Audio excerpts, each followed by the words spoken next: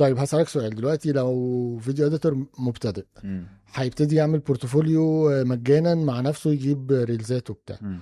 طيب يبدأ يجيب شغل ازاي؟ اقول لك اللي بيتقال ولا اقول لك اللي انا عملته؟ اللي بيتقال اخش على مواقع الفريلانس واقدم على شغلانات ومش عارف ايه والكلام ده كله. انا الكلام ده عمره ما جاب معايا خالص خالص، وجربته كله، اب وورك والحاجات دي كلها. في ناس محترفه في الموضوع ده، انا ما عنديش صبر ان انا ابعت ومش عارف ايه وكده. انا شايف ان في جروبات كتير قوي على الفيس دلوقتي، تبدا ان انت الناس اصلا بتنزل انا عايز مونتير كذا كذا كذا كذا، قدم على كل الشغلانات اللي تيجي قدامك كلها، قدم على اي شغل يجي لك على الفيس. تاني طريقه واللي بقت الفتره الاخيره، ان انت تنزل شغلك على الانستجرام والتيك توك. ده انت بتستهدف ناس هم اللي هيخشوا يكلموك. طيب نزلت شغل ما حدش كلمك، ابدا كل يوم خصص من وقتك، مثلا هتبعت كل يوم ل 10 15 عميل محتملين، وتعرف ان انت تعلي على الشغل اللي عندهم على الصفحه. يعني ما ابعتش انا لعميل مثلا هو شغله انا مش عارف اعمله، ما بعتلوش. لا، في ناس انا اعرف ان انا اعلي على الشغل اللي موجود عندها، ابدا ابعت له اعرض عليه شغلي. وتعمل اول فيديو مثلا ببلاش، انت بتجيب رجله. والله الراجل ما جاش، يعني الراجل مثلا ما عجبوش الشغل، خلاص انت عملت فيديو جربته حطيته عندك في البورتفوليو.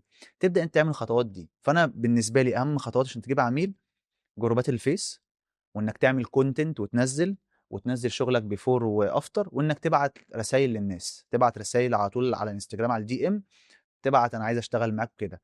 ما تتوقعش انت لما تبعت ل10 في 5 يردوا عليك، انت ممكن تبعت ل10 ولا واحد يرد عليك. بس هي عايزه استمراريه، كل شويه تبعت تبعت تبعت تبعت تبعت، وبرضه تنزل شغلك باستمرار. وبرضه في الاول لازم تشتغل في شركه، انا ده رايي. يعني انا بحس ان انت لو اشتغلت في شركه في الاول الموضوع هيسهل عليك كتير. فاهم؟ انت عندك بورتفوليو، تبدا تنزل شغلك، تبدا تقدم في شركات. فاهم؟ يعني عارف اكتر فيديوهات بشوفها اللي هو تشتغل في شركه ولا فريلانس؟ الفيديوهات دي انت اكيد بتشوفها. انت الفكره مش في كده، انت على حسب احتياجك. انت عايز تشتغل في شركه ولا عايز تشتغل فريلانس؟ يعني هي كل واحد حاله خاصه. في واحد ينفع يشتغل في شركه، في واحد ينفع يشتغل فريلانس، في واحد يعرف يوفق ما بين الاثنين، يشتغل الصبح فول دي تايم. مرحلة لازم. دي مرحله لازم تعملها، مم. لان انت عشان عايز مثلا تطور اللاب بتاعك، تشترك في مواقع، صح، عمر ما في كل الكلام مرتبك ده. هيبقى مكفي الاحتياجات دي، لان الحاجات دي اسعارها غالية، فالفريلانس هو اللي يصد معاك يعني. اه بالظبط. بس برضو في حاجه اهم حاجه، ما تسمعش كلام الناس تقول لك ايه، تعالى اتعلم مونتاج وهتكسب $5000 في الشهر و1000 دولار في الشهر. الكلام ده في ارض الواقع ده مش حقيقي. لكن في ناس بتكسب ارقام دي، بس في قارن. كورسات، في كورسات، في انا عمال يطلع لي لا دلوقتي دلوقتي ما مؤخرا الناس كلها بتعمل كورسات. بدون ذكر اسماء، يعني ايوه حد طبعا طبعا. مشهور وحد انا كنت بتابعه عادي اورجانيك، امم. بقى بيقول لي لو انت فيديو اديتور وما بتعملش اكتر من $3000 في الشهر. ايوه عارف يعني ايه $3000؟ يعني ايوه 150000 جنيه. ايوه يعني فاهم، ايوه. اجيب المرسيدس طب كمان. عايز اقول لك على حاجه، لو هو اه يا بيكسب جماعه. لو هو بيكسب $3000 في الشهر زي ما بيقول، مع احترامي ليه يعني انا اعرفه، اه بيكسب $3000 في الشهر، هيعمل كورس ب 3000 ونص ولا 5000 معلش ونص؟ معلش، يعني انا هعمل كورس ليه اصلا؟ ايوه اعمل طب كورس. والله العظيم اقول لك بقى على حاجه، سيبك يا عم من البودكاست ايوه. والدنيا دي. والله العظيم انا في ناس بتقول لي انت ليه ما تعملش كورسات تصوير؟ امم. ماشي تصوير بس. حلو. حلو. مع ان لو عملتها ممكن تجيب لي فلوس اكتر من اللي انا باخده من العميل. بكل بساطه بقول لهم انا حاليا مش فاضي، ده رقم واحد. عندي كذا عميل بركز معاه، لو شتت نفسي هبقى كذاب، هبقى راجل طب كذاب، فاهم؟ اولا الكورس بتاعي مش هيبقى رخيص خالص. انا عندي ان انا اعمل كورس وابيعه لاتنين تلاته اربعه وفعلا يستفيدوا، احسن بكتير من ان انا اعمله ببلاش او بسعر رمزي وابيعه. ده يعني فاينانشال احسن. طبعا. بس انا كخالد حاسس ان انا نصاب.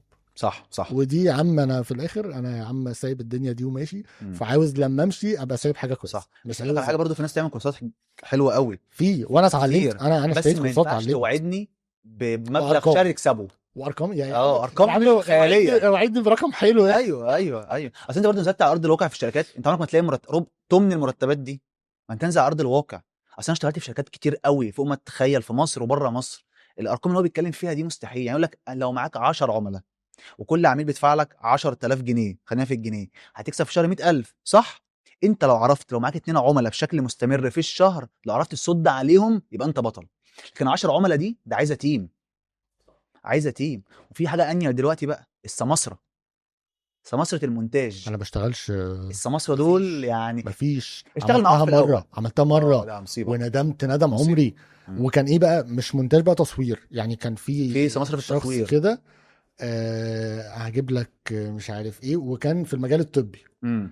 لدرجه ان انا لقيت نفسي ما بكسبش يا لا عم. تكسبش. الريل واقف عليا بكام، ايوه وتصوير ومونتاج، وبروح العياده واعمل ايه يا عم. ايوه شكرا شكرا، السلام ايوه. عليكم. لا شوف حد غيري. سماسرة لا بجد يعني هو شغله كل حاجة، بس بيخسفوا بحق الناس بصراحة. يعني ممكن ياخد في الفيديو الواحد 1000 جنيه ويدي الايديتور 100 جنيه.